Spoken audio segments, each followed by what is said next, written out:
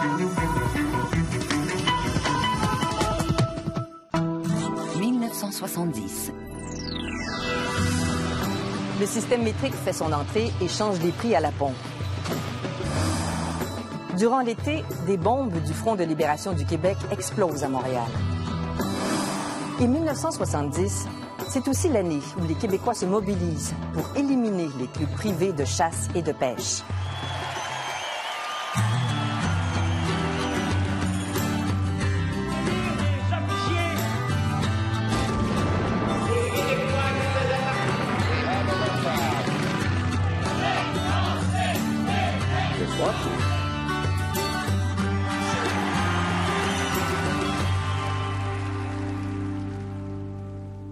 Ici Anne Panassoc. Bienvenue à Tout le monde en parlait. En 1970, les Québécois se voulaient maîtres chez eux. Or, ils ne l'étaient pas vraiment. Des clubs privés de chasse et de pêche, souvent étrangers, occupent la majorité des terres de la couronne, des terres pourtant publiques. Depuis des générations, ces clubs louent les territoires pour une bouchée de pain. Les simples citoyens, eux, ne peuvent ni se promener en forêt, ni canoter sur les lacs. Ils vont se révolter.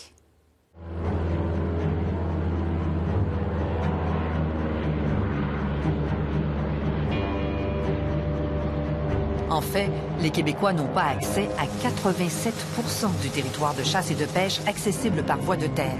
C'est réservé à un demi de 1 % de la population.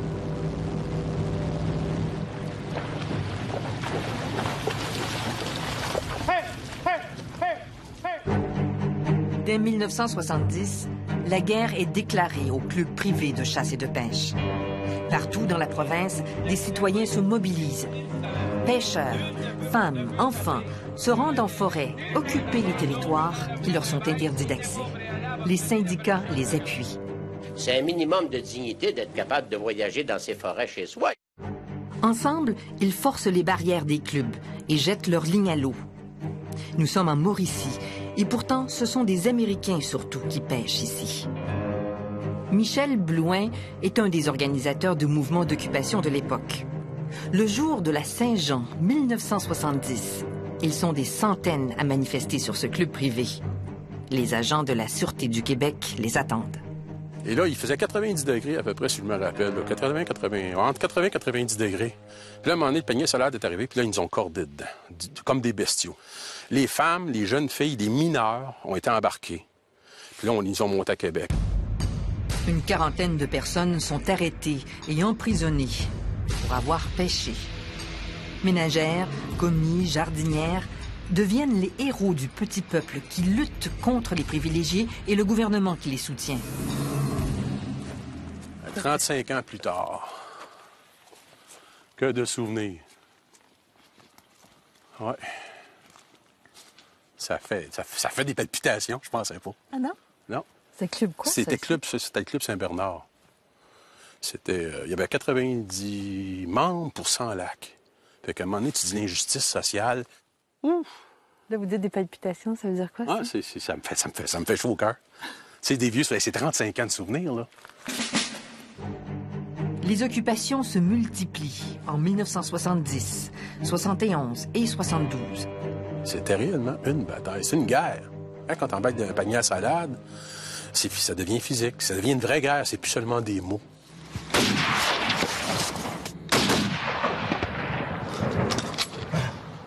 La guerre contre les clubs, c'était une guerre contre les clubs. C'était peut-être une guerre imaginaire aussi entre deux sociétés.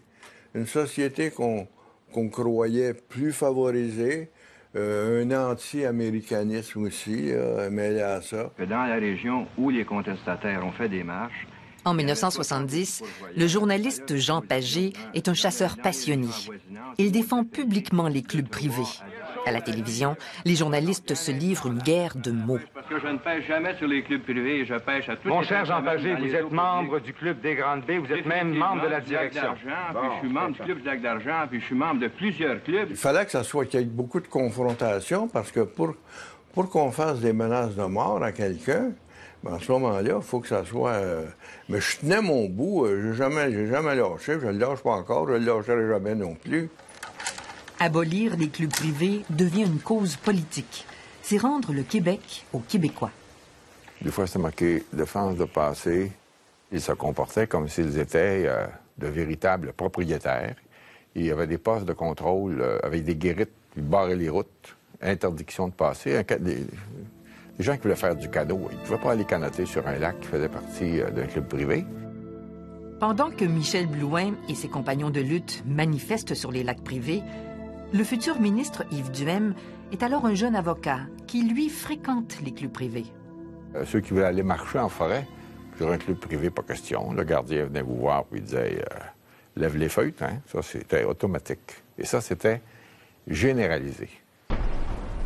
Mais le simple citoyen se révolte.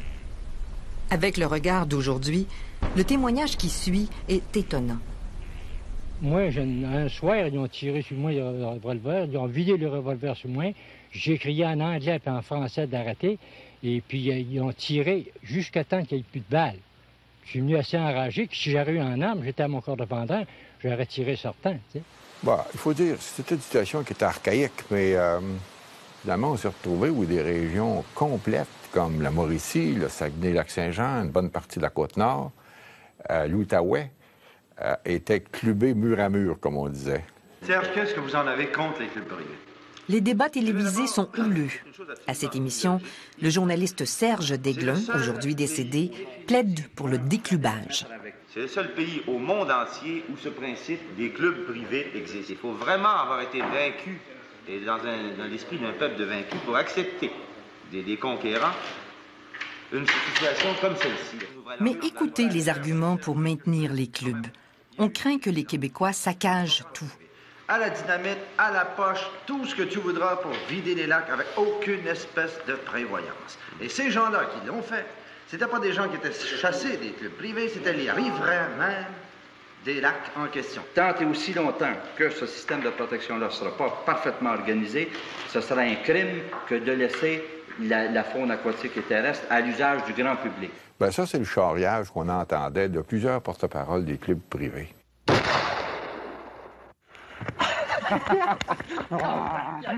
Quand on dit aux Québécois, l'ensemble de notre population, vous n'êtes pas assez brillant pour vous comporter, donc on va vous l'interdire, c'est d'un ridicule absolument incroyable.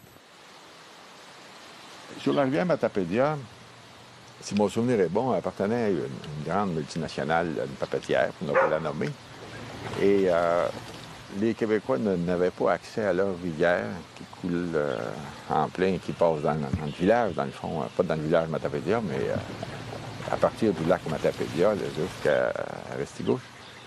Et les Québécois, leur boulot, eux, c'était de travailler comme guide ou travailler comme aide de camp, porte-avions les canaux, des choses comme ça. C'était vraiment incroyable. Et je n'ai jamais blâmé ces gens-là, moi. Quand ils m'ont raconté que la nuit, ils allaient pêcher du saumon. Puis moi, je m'étais dit, un jour, on va régler ça. 35 ans plus tard, on était fiers que quelqu'un mette ses culottes. Mais abolir les privilèges des clubs, même pour Yves Duhem, devenu ministre, sera une longue bataille qui prendra des années. Vous pouvez visiter notre site internet à radiocanada.ca/parler et ne manquez pas le site des archives.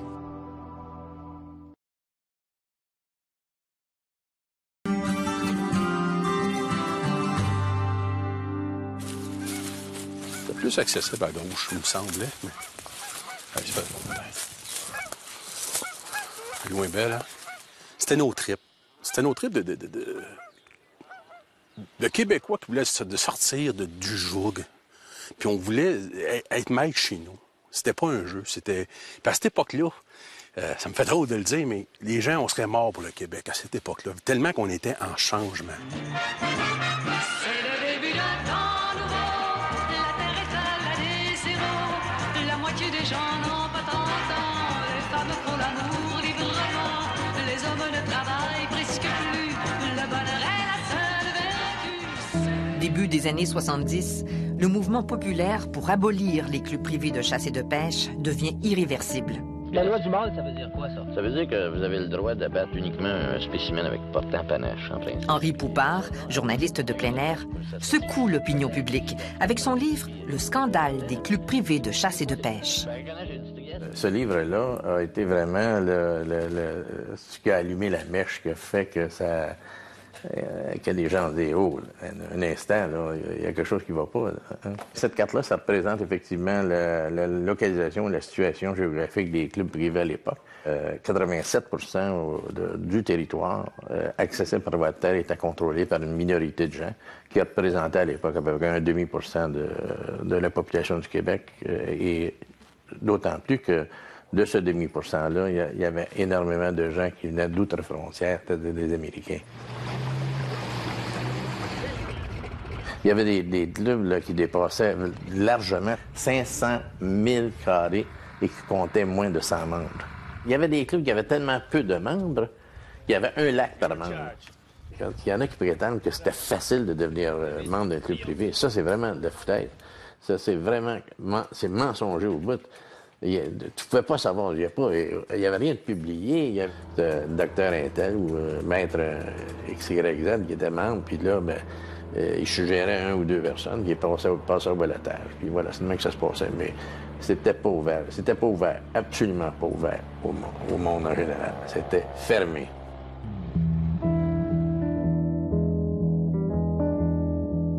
Fermé au peuple, mais ouvert aux compagnies minières, aux papetières américaines et à leurs invités, dont Eisenhower, Kennedy, le prince Philippe, Bobby Orr. Il y a aussi des Québécois, des grandes familles comme les Simard, des notables aussi, et des vedettes. Moi, j'étais membre de 2 clubs privés. Les Grignons avaient pêché là. Moi, j'y ai pêché d'ailleurs avec Beaulieu, avec Maurice Richard. On peut parler du club du Lac d'Argent, où Suzanne Lapointe, son mari était membre.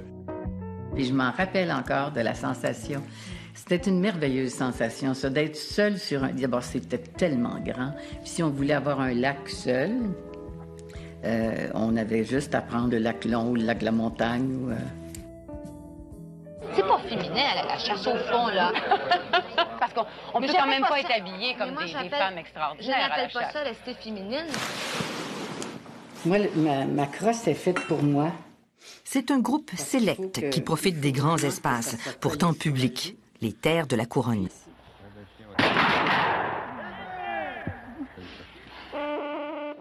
Serge, Roger, puis mon mari, ils tiraient 16, 17, 15, 16, 17 pigeons sur 25.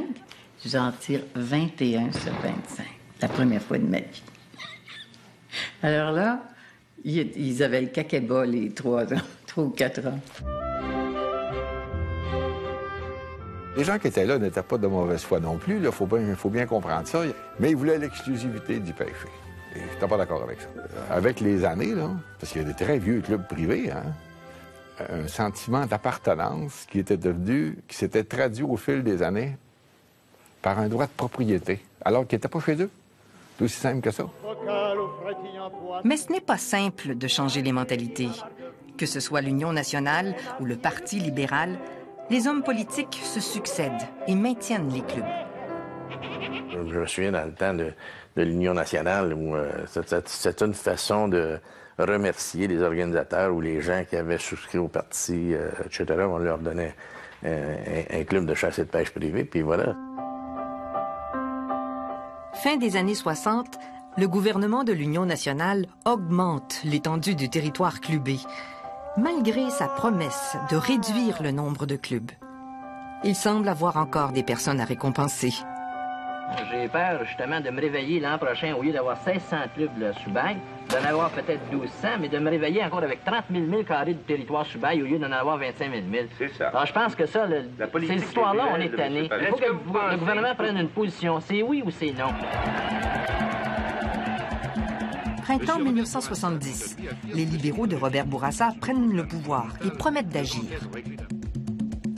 C'est l'année des manifestations populaires. 7 occupations de clubs privés pour réclamer l'accès aux forêts et aux lacs. En bons citoyens, les manifestants s'imposent des limites de pêche. Il va y avoir un comité de réception ici. Il va falloir que tout le monde vienne montrer ses truites. Bravo! Hey, c'est 15 livres ou 25 truites? C'est 15 truites que tu auras le droit de prendre, ça. Bravo, bravo, pas plus, pas plus, bravo, pas plus! La ministre Claire Kirkland-Casgrain va céder aux pressions des manifestations populaires et transformer quelques clubs en 2 parcs publics.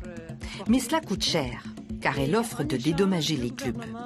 Je ne crois pas que tout doit devenir public.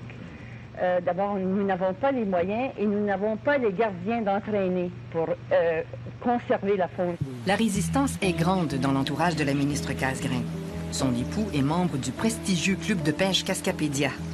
Son sous-ministre défend farouchement les clubs. Et Claude Simard, beau-frère de Bourassa, deviendra le prochain ministre de la Chasse et de la Pêche. Au moment où on se parle, c'est que les clubs privés, par bail, doivent avoir un minimum d'1 membre par 1000 carrés. Alors, nous voulons peut-être doubler ou tripler le nombre de membres par 1000 carrés. Quand vous avez des présidents de banque, des présidents de compagnies d'assurance, la famille Molson, le conseil d'administration de l'Alcan, à cette époque-là, quand ces gens-là prenaient le téléphone ou qu'ils invitaient un ministre ou un lunch pour lui expliquer que ça n'avait aucun sens de laisser les aborigènes aller pêcher là-dedans, bien, c'était clair dans mon esprit que c'était une absence totale de volonté politique de régler le problème. J'ai jamais pensé que je pourrais être aussi fier d'être Québécois que ce soir. Le Québec aux Québécois, c'est aussi avoir accès aux forêts et aux rivières. Yves Duhem est nommé ministre du Tourisme, de la Chasse et de la Pêche. Il se rappelle sa promesse de mettre fin aux clubs privés. Malgré les pressions, il met de l'avant une opération d'éclubage dans l'ensemble du Québec. Alors, le 22 décembre 1977, c'était la dernière ou l'avant-dernière journée de la session. M. Lévesque avait... Je ne me souviens pas du mot à mot, mais c'était dans le genre « annoncez-le au plus grand ». Ce que nous faisons comme opération, c'est que nous retirons l'exclusivité des droits de chasse et de pêche. Yves Duhem réussit un coup de maître. Il retire les droits exclusifs, mais n'exproprie personne. Pas de dédommagement monétaire. C'est une gigantesque économie. Les membres des anciens clubs peuvent continuer à y pêcher ou chasser, au même titre que tout citoyen. Je peux dire à la blague que ça faisait aussi un bon sujet de conversation pour passer les fêtes. Hein? Dans ma propre famille, moi, à l'époque, j'avais 5 beaux-frères qui étaient dans les clubs privés. Ils sont venus réveillonner chez nous, dans ma maison, le soir de Noël. Est-ce que j'ai besoin de vous dire de quoi on a parlé? Alors, ça a parti très haut, là, puis après ça s'est calmé. Pour Michel Blouin, le militant, cette annonce d'éliminer les clubs est encore vive à sa mémoire. Je crois que c'était avant les fêtes, ça, l'automne. Ça, c'est... Oui. Ça, c'était... Regardez ce que ça me fait, c'est... On l'avait gagné. Coupé. Les clubs disparaissent, mais le Parti québécois va se casser les dents sur le pire scandale des clubs privés, celui des rivières à saumon.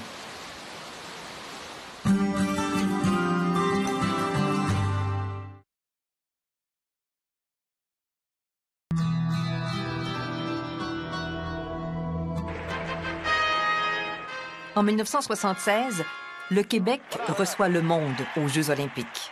C'est l'année de tous les espoirs. Le Parti québécois redonne aux Québécois l'accès aux forêts et aux lacs.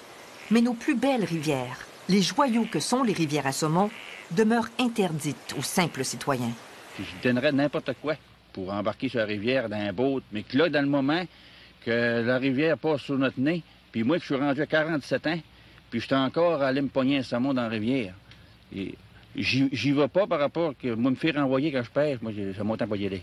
Ça fait que c'est ça qui se produit, monsieur. Mais ce genre de discours-là, là, les Québécois qui disent que ça fait 47 ans qu'ils regardent les Américains pêcher, là, ça, là, moi, tout ce que j'avais des tripes me remontait à la gorge. Hein. Puis ça, je n'acceptais pas ça. Puis je l'accepterai pas plus aujourd'hui. Le journaliste Henri Poupard est devenu un militant anti-club à l'âge de 25 ans, le jour où il a voulu pêcher le saumon dans la rivière Sainte-Marguerite. Il y a un pont qui enjambe cette rivière-là qui passe. Tu peux pas la manquer. Hein. Et il y avait un monsieur qui pêchait là, qui pêchait le saumon. J'avais demandé, écoutez, vous êtes certain qu'on ne peut pas pêcher? Et il m'avait répondu, you better not, boy. J'ai compris. Les rivières à saumon, c'est le summum du scandale des clubs privés. Selon l'étude d'Henri Poupard, en 1971, le Québec possède 98 rivières à saumon. Or, 57 de ces rivières sont louées à des clubs privés, souvent américains. Ce sont les plus belles rivières à saumon et les plus accessibles aussi. Seulement 7 sont ouvertes au public, souvent sur une portion de rivière. Les autres sont inaccessibles. Et pourtant, le ministre, qui a mis fin aux milliers de clubs de chasse et de pêche privés, maintient les privilèges sur les rivières à saumon. Cela est perçu comme une trahison par plusieurs. Pourquoi ne pas décluber les rivières à saumon en même temps? Parce que ça en aurait fait pas mal trop sur les bras. Et la dynamique concernant les rivières à saumon était différente. Il y a des rivières à saumon qui sont très loin, presque inaccessibles sur la côte nord. Il y a des rivières qui ont été loties, dans le sens qu'il y a des parties du fond de la rivière dont les fosses appartiennent à l'entreprise privée ou à des propriétaires privés. Donc, si on... Là, il n'y a pas question d'un déclubage, c'est une question d'exproprier. Vous pensez ce qu'aurait coûté exproprier la famille Molson? Je ne sais plus quelle rivière, c'était à coups de millions. Hein? Parce que si demain matin, vous annoncez à la télévision que vous allez mettre 15 millions pour exproprier 3 fosses à saumon, au lieu de voir aux urgences des hôpitaux, vous m'en reparlerez. Vous allez avoir des nouvelles. Hein? Mais certains diraient que vous avez fait face à un lobby très fort et pris votre temps devant ce lobby très fort sur les rivières à saumon. Je me suis fait dire que j'avais plié devant le lobby des uns et des autres. Je m'en foutais complètement. Moi, mon plan de match, je l'avais dans la tête. Je me disais, attendez, vous allez voir quelque chose l'an prochain. Puis c'est ça qui est arrivé. On l'a bien en marche. Partout où il a pu, le ministre Duhem a aboli les clubs privés de chasse et de pêche. Mais il reste une quinzaine de clubs sur des rivières à saumon, des propriétés privées. Pire, dans les zones publiques, des Américains détiennent la majorité des permis de pêche au saumon. Ils ont réussi à contourner les règles et obtenir les droits de pêche. Si bien qu'encore aujourd'hui, des pêcheurs québécois réclament l'accès à leurs rivières.